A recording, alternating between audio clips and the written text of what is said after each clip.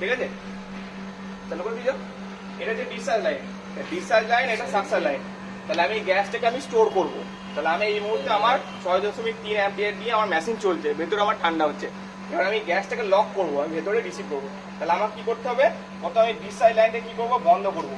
কি করব, এই আওয়াজটা আছে, মানে এটা পারফেক্ট আওয়াজ, মানে এখন আমার মেশিনটা সেই অবস্থা আছে। এবার আমি এটাকে কি করব, বন্ধ করবো। প্রথম ডিসচার্জ লাইনটা আমি বন্ধ করবো।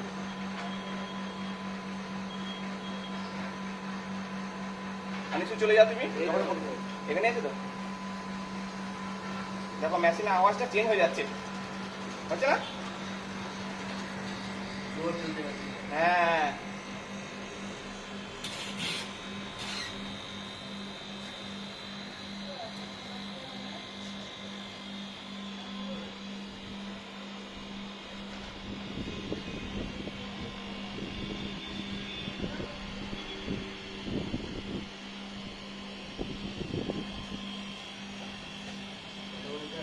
দাঁড়াও, বন্ধ করো।